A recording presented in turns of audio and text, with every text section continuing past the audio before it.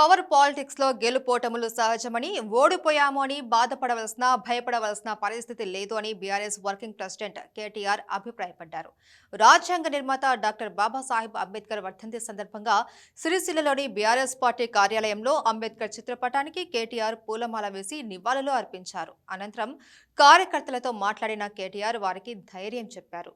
సిరిసిల్ల నుంచి సుమారు 30,000 ఓట్ల మెజార్టీతో తనను గెలిపించిన ప్రజలకు కేటీఆర్ ధన్యవాదాలు తెలియజేశారు. ఎవరెన్ని రకాలుగా ప్రలోభాలు కుట్రలు చేసినప్పటికీ సిరిసిల్ల ప్రజలు మాత్రం అభివృద్ధికే పట్టం కట్టారు అని అభిప్రాయపడ్డారు. ఎన్నికలలో గెలుపోటములు సహజమన్న కేటీఆర్ నిరాశపడవలసిన అవసరం లేదు అని కార్యకర్తల్లో ధైర్యం నూరిపోశారు. ప్రత్యేక పరిస్థితుల్లో ఇలాంటి ఫలితాలు వచ్చాయని అభిప్రాయపడ్డారు. ఉద్యమాల నుంచి వచ్చిన పార్టీకి పోరాటాలు చేయడం కొత్తేమీ కాదు అన్న కేటీఆర్ కాంగ్రెస్ ఇచ్చిన హామీల అమలు కోసం ప్రజల పక్షాన ప్రజా గొంతుకై పోరాడదాము అని కార్యకర్తలకు నిర్దేశించారు. ప్రజలు మనకు 2 సార్లు ఛాన్స్ ఇచ్చారు అని, ఇది తాత్కాలిక స్పీడ్ బ్రేకర్ మాత్రమే అని అభిప్రాయపడ్డారు. మరోవైపు తెలంగాణలో కేసీఆర్ సర్కారు పోయిందని, కేసీఆర్ ముఖ్యమంత్రిగా లేరు అనే నిరాశలో కాంగ్రెస్ ఓటర్లు కూడా ఉన్నారు అని కేటీఆర్ వ్యాఖ్యానించారు. గత 3 రోజుల నుంచి ఇలాంటి సందేశాలు, వీడియోలు వస్తున్నాయని కార్యకర్తలకు వివరించారు.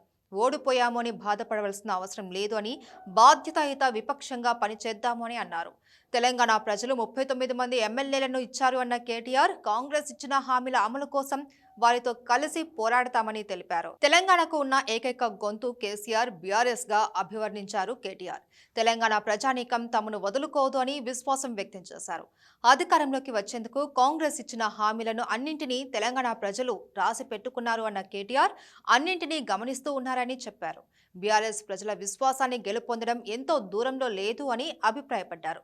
మరోవైపు సిరిసిల్లలో ఓటర్లకు డబ్బులు, మందులు పంచనని మాట ఇచ్చాను అన్న కేటీఆర్ ఆ మాటను నిలబెట్టుకున్నాను అని అన్నారు. ప్రజలు కూడా తనను గెలిపించి విశ్వాసాన్ని నిలబెట్టుకున్నారు అని అన్నారు.